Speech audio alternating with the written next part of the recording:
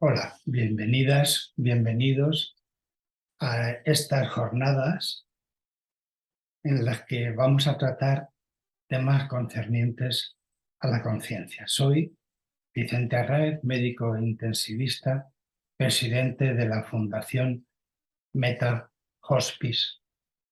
Y el tema que voy a abordar es algo complejo que tiene que ver con la conciencia en el proceso de morir. Cuando hablamos de este tema, la primera consideración es reconocer que lo que ocurre cuando hablamos de la conciencia es difícil de comprender desde la lógica racional. Otro segundo aspecto, otra segunda consideración, es que cuando hablamos de la muerte estamos abordando un misterio que nos conecta con aspectos esenciales del ser humano y sus limitaciones. Preguntas como ¿de dónde vengo? ¿A dónde voy? Por lo tanto, lo que vamos a compartir se encuentra en un territorio complejo que se presta a la especulación y que tiene aspectos que se investigan desde la óptica científica y otros basados en la experimentación y en las sabidurías ancestrales. La ciencia, en la actualidad, puede abordar con todas las tecnologías que en estos momentos están a nuestra disposición, se pueden abordar temas que tienen la posibilidad de medirse, contarse, pesarse, con muchos de los aspectos materiales, pero más allá, cuando entramos en el tema de lo sutil, de la experiencia, ahí tenemos todavía que avanzar mucho para poder comprender y explicar con un lenguaje que sea asequible para cualquiera de lo que estamos tratando. Partimos de lo que conocemos en la realidad cotidiana y nos iremos adentrando a través de lo que tenemos explicación en lo que intuimos o reconocemos como experiencias. Un viaje de lo tangible a lo intangible que trataremos de recorrer a lo largo de este encuentro. Hay varios temas que a veces se mezclan cuando abordamos la conciencia y el proceso de morir. Y es que en esta realidad interviene nuestro cuerpo a través del cerebro, su expresión como la mente. Hay aspectos que a veces mezclamos a la hora de qué es la consciencia con ese y qué es la conciencia en el proceso de morir. Podemos comenzar abordando cuál es el papel del cerebro. El cerebro actúa desde nuestra visión como receptor y transmisor. No es el lugar donde se crea la conciencia, sino que va a ser el transmisor recibiendo lo que es ese marco en el que estamos envueltos para expresarlo a través de la mente o del pensamiento. En esta dimensión, lo que percibimos es a través del cerebro, que actúa como receptor emisor, y con la mente como expresión en esta realidad. Habría que diferenciar dos términos que habitualmente se emplean con el mismo significado y en ocasiones de forma confusa: la conciencia y la consciencia. Otro aspecto es lo que llamamos mente. La mente es dual y se mueve bajo la dialéctica del conflicto organismo-individuo o el dilema cerebro-mente. Pero la consciencia con ese es una instancia unificadora que va más allá de la dualidad y alcanza eventual y transitoriamente escenarios de unidad. La consciencia es todo lo que experimentamos. La consciencia, por otro lado, es una operación o función de la mente que nos hace saber que la estamos usando. La consciencia es subjetiva, no tiene nada que ver con la ética o la moral. Es un proceso personal donde uno es consciente de sus propios pensamientos, de su realidad interna. Se relaciona con el pensamiento, por lo tanto, siempre está en constante cambio.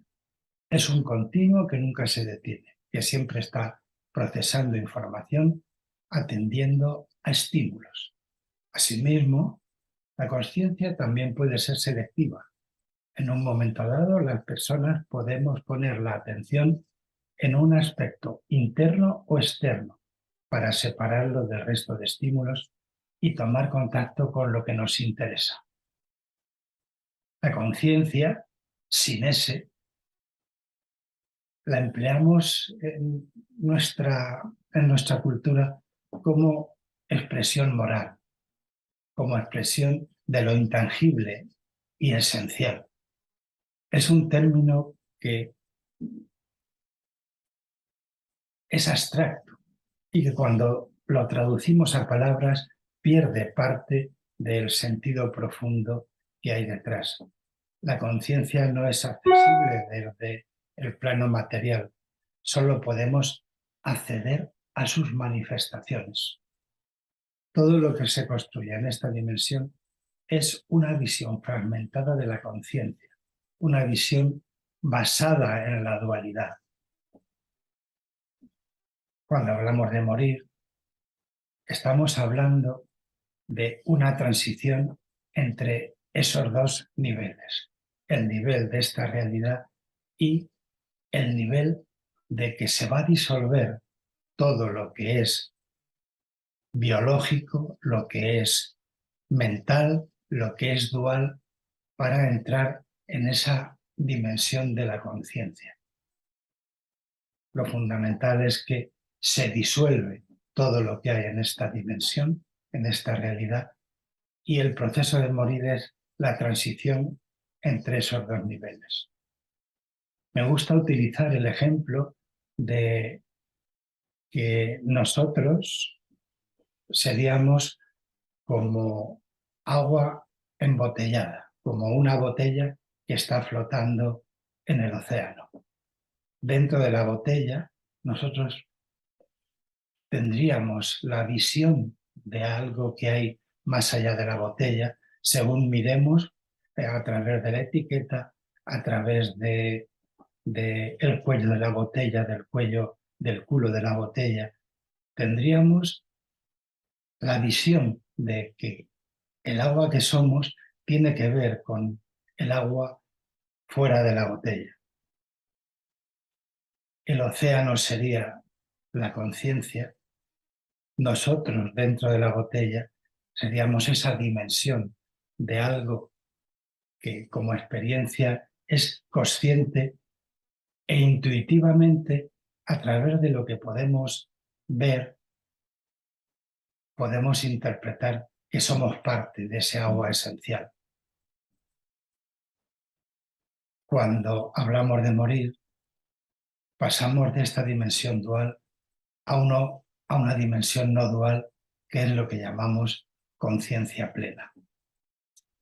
La desconexión de la consciencia está poco estudiada y muy mal comprendida.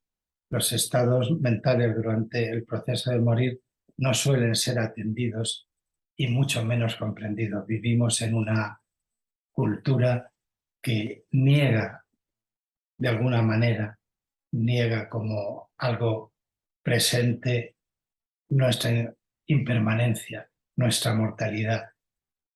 De esa forma, pues nos cuesta mucho trabajo cuando llega ese momento que llamamos el final de la vida, vivir esa transición de una forma con las mismas características que tendría, por ejemplo, pues el nacimiento, en el que también hay resistencia, que también hay manifestación del dolor o de ese sufrimiento. El nacimiento y el movimiento son dos maneras de vivir la misma dimensión. con las mismas dificultades también, y a veces con esa visión de algo que aparece como una luz al final del túnel, y que para un bebé al nacer pues sería también lo que ve con esas mismas dificultades. A pesar de las dificultades para abordar estos aspectos de la conciencia en el proceso de morir, pues en esta época mm, han ido apareciendo interés en científicos que han abordado estos aspectos. Hay un proyecto a nivel mundial que lleva pues desde los años 70 aproximadamente, que puso en marcha, entre otras personas, Brenda Brown, que persona que acaba de morir y que ha aportado una visión con todo lo que ha creado, con todo su pensamiento, ha tratado de abordar el tema de la conciencia global y de la interconexión entre todos los seres que flotamos en esa dimensión. Este proyecto de conciencia global es algo que con un grupo de científicos en la actualidad estamos tratando de estudiar en lo que tiene que ver con la experiencia del morir y en el campo de las situaciones que se crean en torno a la muerte. En el hospital de Elche, pues está ya en marcha un estudio dentro de esta visión de que formamos parte de una conciencia global que hemos llamado experiencias del final de la vida e impacto de las correlaciones físicas y psicológicas no locales. Tratamos de ver cómo alguien que está en proceso de morir en una unidad de cuidados intensivos y todo el entorno en que se mueve, todo el escenario en el que esa transición ocurre, produce eventos que se van a manifestar como correlaciones a la hora de organizar el azar que crea un generador de ceros y unos, de bits. Lo que estamos encontrando es que ese azar dentro de la aleatoriedad de esos bits se ordena de alguna manera, y que eventos tan importantes como el proceso de morir o las emociones que se producen entre la familia es algo que se puede recoger y analizar desde el punto de vista de la ciencia actual, en el lenguaje de la ciencia actual. Hay otros pioneros en este campo de explorar la conciencia y que han supuesto un hito a la hora de que en el lenguaje científico sus aportaciones han modificado algunos dogmas que aún están en discusión, pero han dado un salto importante, como hablamos de personas, de médicos como Pim Van Lommel, otro de las personas que forman el patronato de la Fundación Meta Hospice, que es un cardiólogo del norte de Europa, que hizo un estudio en personas que habían sufrido un infarto y que vivían una etapa de muerte clínica de la que luego se recuperaban, y él encontró que la conciencia, y lo publicó en una revista de alta relevancia clínica, que la conciencia no está localizada en el cerebro. En ese estudio de supervivientes a una muerte clínica reanimada, pues le permitió dar cuerpo científico y cambiar el dogma de que la conciencia se generaba por el cerebro, y en este caso, pues estamos hablando de hace muchos años, pues se empezó a tratar como que la conciencia era algo fuera del cuerpo y que la expresión a través del cerebro pues era lo que se manifestaba a través de la mente. Otras personas, como Mónica Renz, habla de cómo se va a producir ese proceso de transición. Mónica Renz dice que hay una etapa de preparación en donde los acompañantes pueden ser fundamentales. En esa etapa hay sufrimiento y lucha. Es una etapa que ella llama caos y que incluye muchas de las etapas que había descrito Kubler-Ross, persona muy conocida y que fue pionera también a la hora de abordar el tema del proceso de morir. A esta etapa de caos, en la que lo fundamental es la lucha por la supervivencia como un aspecto que está dentro de las cualidades del cerebro, siempre para intentar sobrevivir, ocurra lo que ocurra. Cuando esa etapa de caos se va disolviendo, porque a pesar de la lucha, la evidencia es que la biología va a dar el paso siguiente, aparece una etapa, una fase de aceptación, donde hay una expansión de la conciencia. Seguido a esa etapa hay una disolución de la dualidad y se entra en ese nivel de conciencia plena. Esto que personas como Mónica Renz pues han estudiado, curiosamente, pues en la tradición del budismo tibetano había como ya una profundización importante de la descripción de estos procesos y también de qué herramientas se podían desarrollar para vivir esa transición entre esta dimensión y la dimensión de la conciencia no dual. En el budismo tibetano hablaban de 6, 7 u 8 aspectos de la conciencia según cuál fuera la visión de la escuela budista que abordase el tema. Hablaba al principio de la conciencia básica, que tiene un conocimiento general y global de que el mundo está allí y que yo existo. Luego hay 5 aspectos relacionados con las 5 experiencias sensoriales: ver, oír, oler, saborear y tocar. Todo van a ser cualidades de la percepción y de los sentidos que se van a ir disolviendo y deteriorando en este proceso biológico de transición entre lo que llamamos morir y esa entrada en la conciencia plena. Describían un 7º aspecto que llamaban la conciencia mental, que se asocia con conceptos abstractos a los primeros 6 aspectos de los sentidos.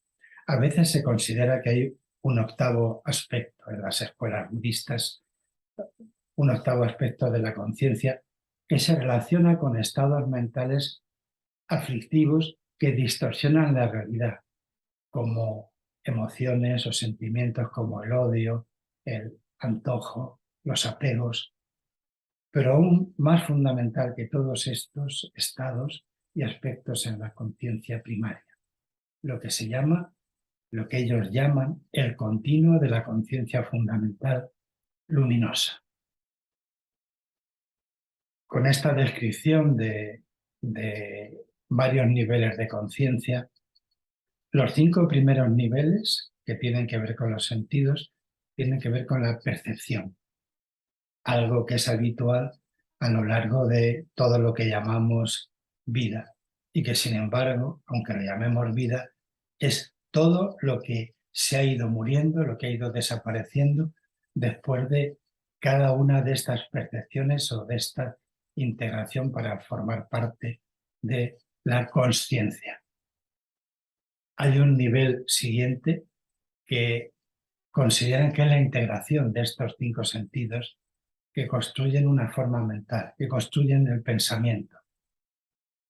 Un 7º nivel sería el de la consciencia, que tendría que ver con darse cuenta de todo esto que ha ido ocurriendo. Tiene que ver con el discernimiento, la consciencia con ese. Y el octavo nivel expresa todo lo acumulado en las memorias, no solo en la individual, que reconoce todo lo experimentado. Los aspectos 6, 7 y 8 forman parte de la mente. Había un noveno nivel que es la disolución de todo lo que en estas etapas es siempre dual, es siempre algo que está fragmentado y que morirse significa con disolver esta dualidad. Otro de los investigadores que ha trabajado sobre todo esto, de alguna forma integrando la visión de las tradiciones como el budismo tibetano y sus experiencias dentro de lo que es nuestra cultura, es Peter Pfennig. Peter Pfennig es un neurólogo que durante mucho tiempo era un experto mundial sobre la epilepsia y que en un momento pues se puso a trabajar viviendo la paradoja de lo que le contaban sus pacientes, puesto que inicialmente él no creía en estas cuestiones de la conciencia, pues es alguien que empezó a trabajar sobre las experiencias que llamó cercanas a la muerte. Todo ese trabajo está en un libro que se llama El arte de morir y que es muy interesante porque da formato, encuadra todos los sucesos que ocurren durante el proceso de morir, desde la dimensión de lo biológico hasta entrar en ese nivel que llamamos conciencia plena, conciencia no dual. Él habla de que, y hace un mapa, construye un mapa de todo lo que pasa cuando morimos, e incluso pues describe que hay avisos que pueden ocurrir incluso hasta 2 años antes de que llegue el momento de morir. Mensajes que son sutiles y que a veces pues, nos pasan inadvertidos, puesto que el tema del morir es algo que lo solemos tener aparcado.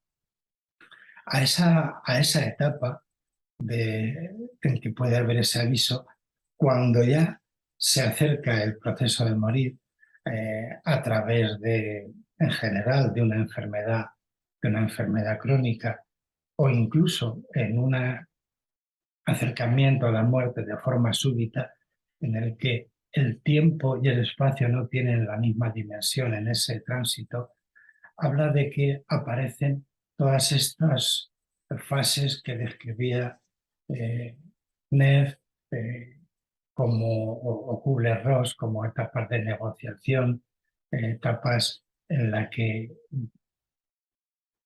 puede que de alguna manera pues, le estemos dando la bienvenida a ese tránsito. En esa etapa pues aparecen muchas situaciones diferentes. Hay etapas en que estamos en la expectativa de la esperanza de que no llegue, puede aparecer el miedo, puede haber momentos también de alegría cuando se resuelven temas que han sido conflictivos a la hora de la vida. Toda esta etapa nos puede servir también para vivir la experiencia de transición hacia esa conciencia con momentos de lucidez, con repaso a todos los recuerdos que han habido durante durante la vida y que a veces nos permite también resolver las tensiones que aún nos queden. En esa fase pueden haber, puesto que no es lineal, momentos en que parece que avanzamos hacia la aceptación y momentos en que hay un retroceso a formas anteriores de la lucha, del deseo de supervivir. Hay situaciones que también describe Peter Fenwick, que ocurren alrededor de esos momentos y que tiene que ver con cuestiones materiales como comportamientos de animales, sobre todo de animales cercanos que cambian, que cambian actitudes. Los animales, los pájaros, a veces son muy sensibles a algo que está ocurriendo. Me, me contaba, me preguntaba una de las enfermeras que trabajaba conmigo en el equipo de trasplantes y que vivió la experiencia de acompañar a su madre en ese proceso de morir. Y eh, un día en quirófano me pregunta, dice, oye, ¿tú crees que podría ser que algo que ocurrió cuando mi madre murió? Dice, había durante las últimas horas, había una paloma en la ventana que pensábamos que estaba enferma porque no se movía y estaba en la ventana del cuarto donde mi madre estaba muriendo. Cuando mi madre vimos que murió, de pronto esa paloma pues emprendió el vuelo y se fue.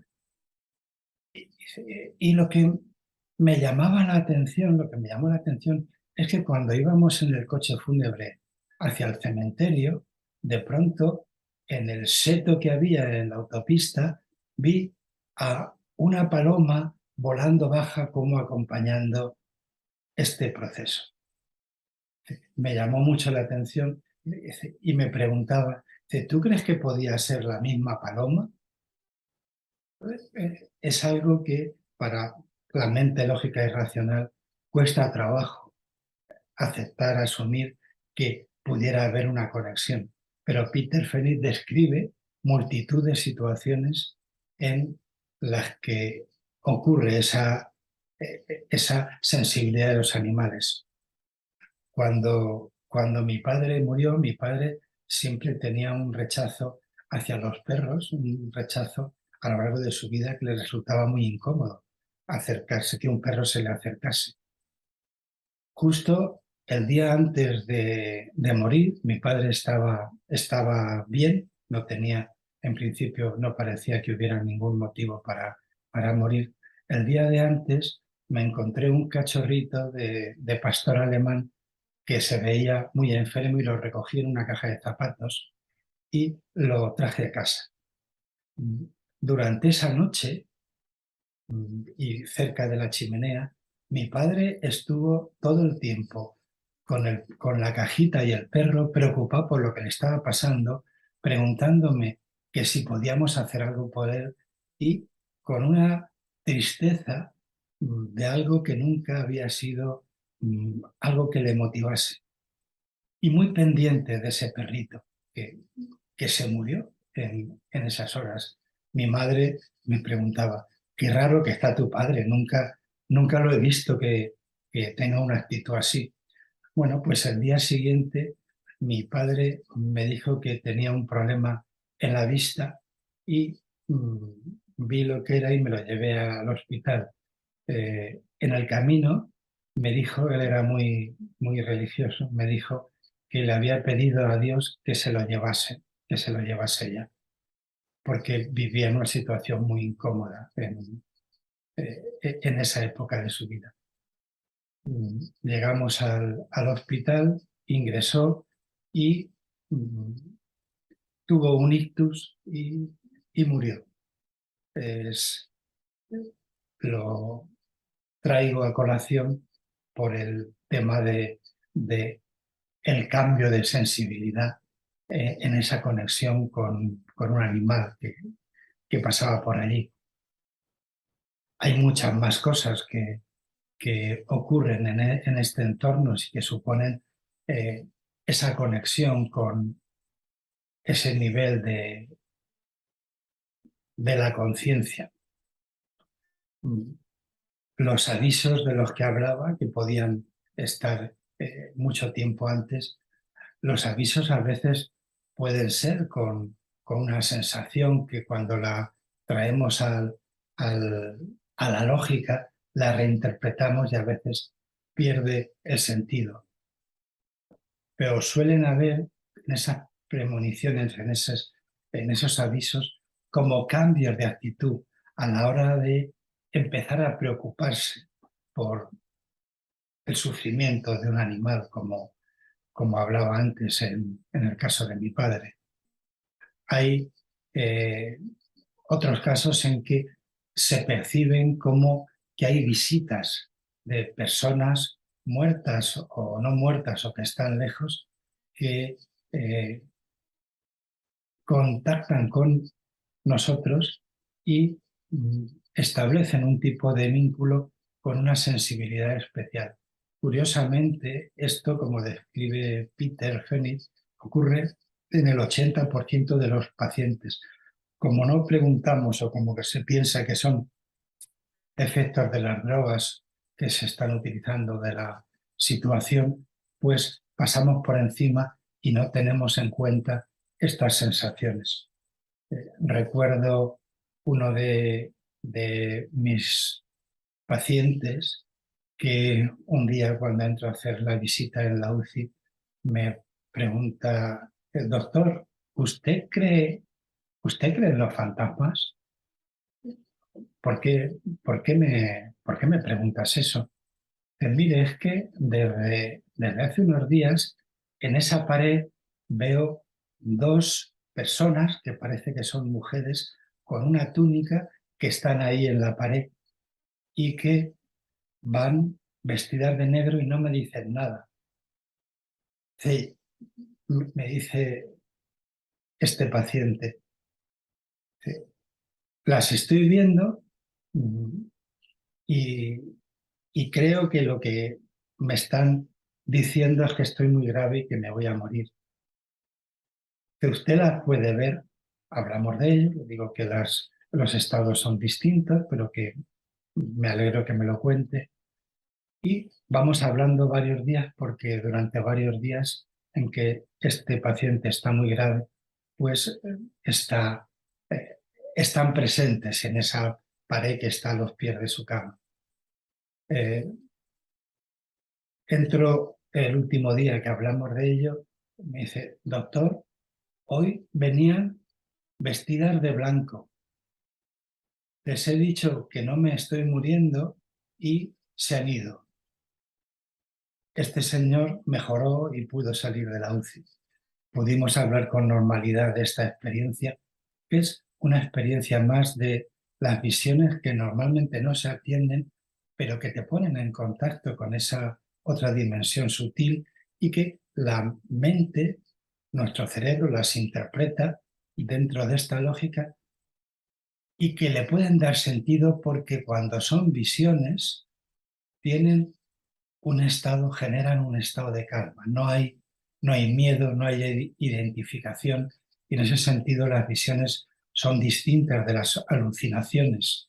Las alucinaciones que pueden aparecer en este proceso suponen conflicto, suponen identificación, suponen a veces momentos de terror que también se van disolviendo y que a veces generan estados de agitación que la tendencia dentro del comportamiento de los profesionales es poner rápidamente un fármaco para disminuir los umbrales de sensibilidad y de esa forma evitar este tipo de respuestas que pueden parecer muy incómodas para los observadores y que a veces son situaciones que están hablando de tensiones que se van disolviendo también cuando las acompañamos, cuando podemos introducir pautas de dejar de luchar contra ellas.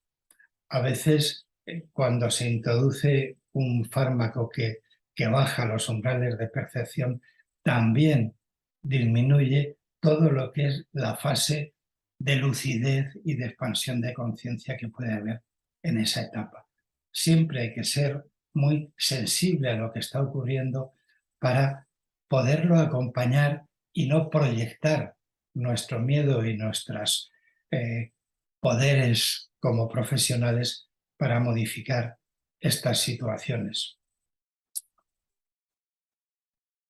hablar de esa fase de expansión de la conciencia es muy, muy interesante y muy poderosa porque es algo que va a ocurrir eh, y hablamos no solo de que ocurre durante el proceso de morir, sino que también puede hablarse de ello en distintos momentos durante la vida. De hecho, podemos entrenar todo este proceso de expansión de la conciencia en distintas situaciones y con distintas herramientas. En, en todos los trabajos que hacemos, los cursos dentro de la Fundación Meta, tratamos de desarrollar herramientas que están al alcance de la mano de cualquiera, tanto para aprender a mejorar cómo podemos acompañar a una persona en el proceso de morir, como a desarrollar y a vivir las experiencias que nos permiten a nosotros vivir esa transición a cada uno de una manera tranquila, de una manera en calma, de una manera que suponga eh, esa, eh, ese tránsito que puede ser algo que llamamos lucidez terminal y que en los refranes de nuestros abuelos pues siempre se hablaba de lo que es la mejoría de la muerte. Esa mejoría de la muerte es algo que tiene que ver con los momentos en que se disuelve la lucha, se disuelve todo lo que es el tratar de sobrevivir a toda costa y en esa pelea que siempre sabemos que el cuerpo va a perder, darle todo el sentido que tiene a para lo que nos sirve el cuerpo y para lo que nos va a permitir disolviendo todo lo que son las tensiones en el cuerpo, en donde va a haber, por supuesto, dolor, va a haber el sufrimiento y en ese aspecto podemos intervenir tratando de aliviarlo. Un 85% del sufrimiento que tenemos es sufrimiento evitable. Normalmente nos comportamos alimentando el sufrimiento mucho más que tratando de aliviarlo cuando no podemos resolverlo, no echándole de comer. Una parte importante del sufrimiento tiene que ver cuando acompañamos con nuestras proyecciones, con nuestras expectativas, cuando somos quien está en el proceso de morir, con todo aquello a lo que nos sentimos apegados. Cuando se va disolviendo el apego, se va disolviendo también el sufrimiento. Y en ese momento, morir es un momento en el que surge todo lo que es la esencia espiritual del ser humano. La espiritualidad como esencia del ser, que emerge y nos conecta con la conciencia.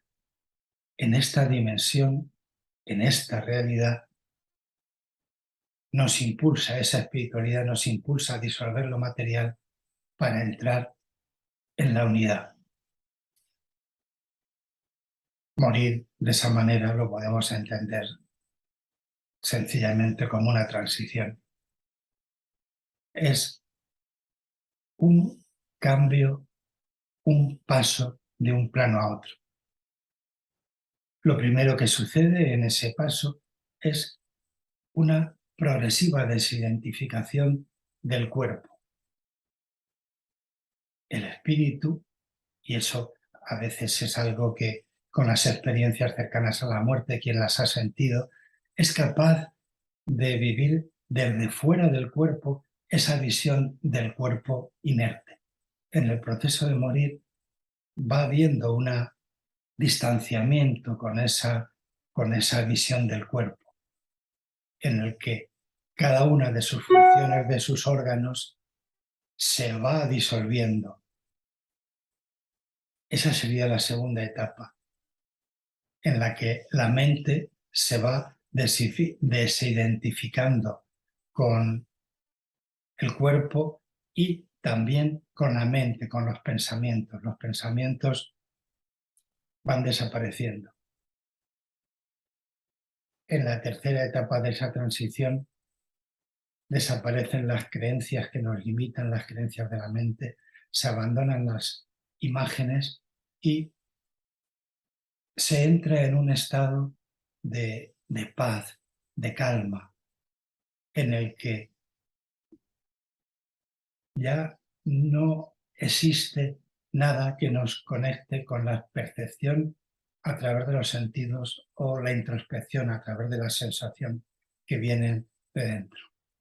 Lo interesante de conocer estos procesos es que existen en esta dimensión, en esta realidad que tenemos ahora, tenemos la posibilidad de trabajar para esa transición, que por cierto le va a dar mucho más sentido a la vida, puesto que de alguna manera tenemos la visión desde nuestra mente limitada, tenemos la visión de que la muerte es algo que ocurre en una frontera después de la enfermedad en que algo desaparece.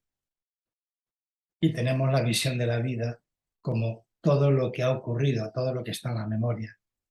Podemos cambiar esa manera de acercarnos y entender que la muerte es todo lo que ya ha sucedido, todo aquello que se ha ido quedando atrás y que de alguna forma ha tenido que morirse para formar parte de este momento, que es lo único que tenemos y que a través de lo que se muere tenemos la posibilidad de crear el futuro, que es lo que viene ahora.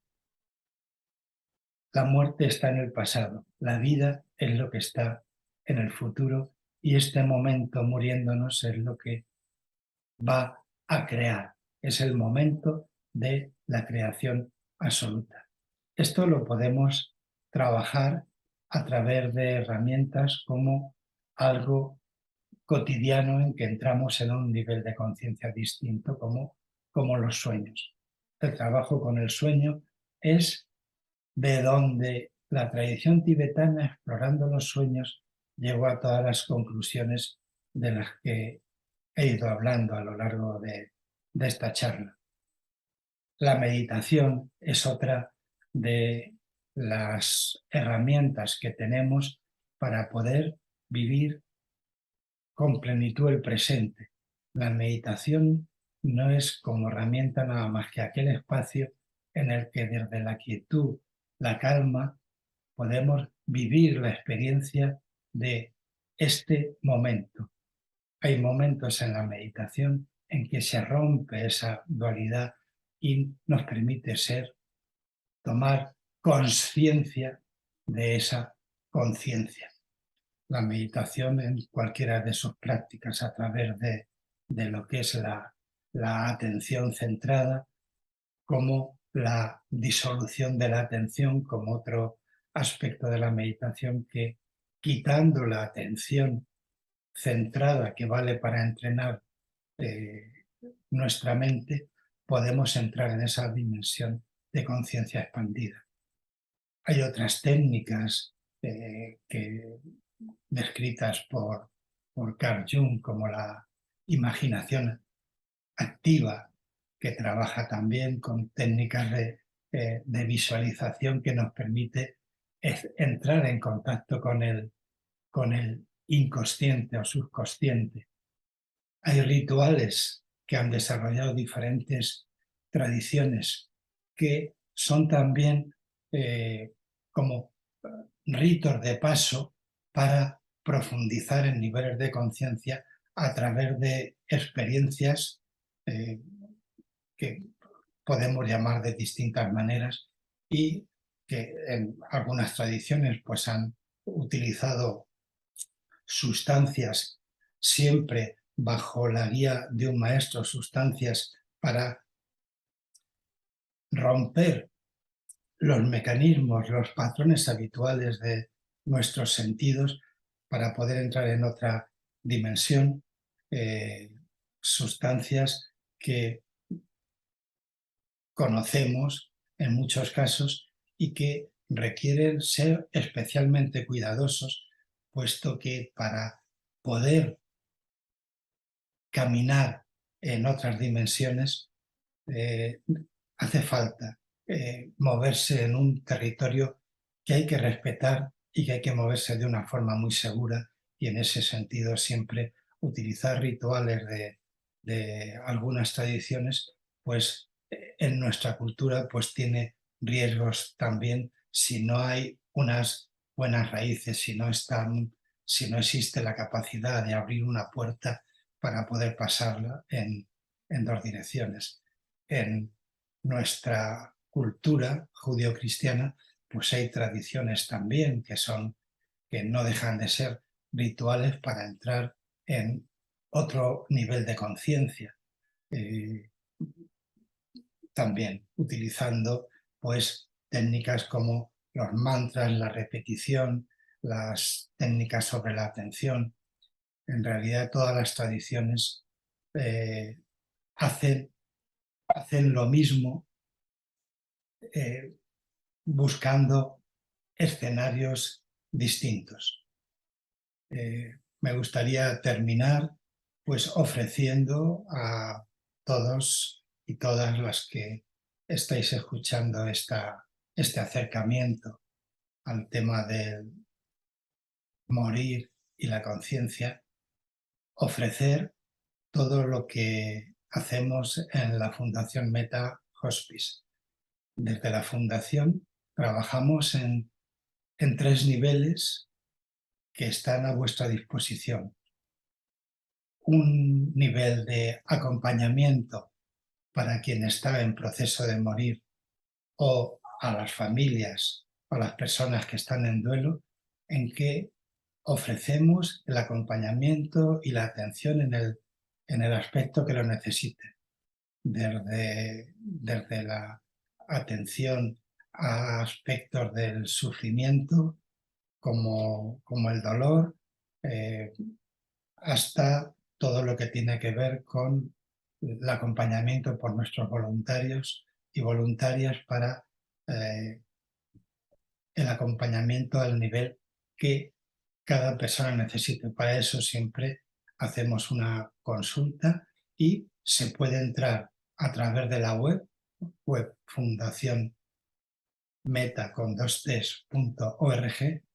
Se puede entrar y pedir acompañamiento para el proceso de morir, en el caso de estar en esa fase, o para el duelo, en el caso de ser familiar que ha perdido algo. Tenemos grupos de médicos, psicólogos, voluntarios, trabajadores sociales para acompañar todo el proceso. Ofrecemos también formación para quien la requiera, tanto para cuestiones concretas para ser voluntarios de la formación en cursos cortos, como cursos largos para formarse como expertos en el acompañamiento al proceso de morir, en un curso que dura 1 año, o en cursos cortos que pueden ser de 20 horas, 10 horas, y que podéis encontrar en la página web de la Fundación. Y en tercer lugar, pues trabajamos en programas de investigación, formando parte de un equipo a nivel mundial en que hay ingenieros, biólogos, psicólogos, médicos, para poder profundizar en estos aspectos que tienen que ver con el proceso de morir en esta dimensión y la conexión con la conciencia cuando dejamos esta dimensión. Muchas gracias por compartir este rato y quedo a vuestra disposición a través de la Fundación para lo que necesitéis. Muchas gracias.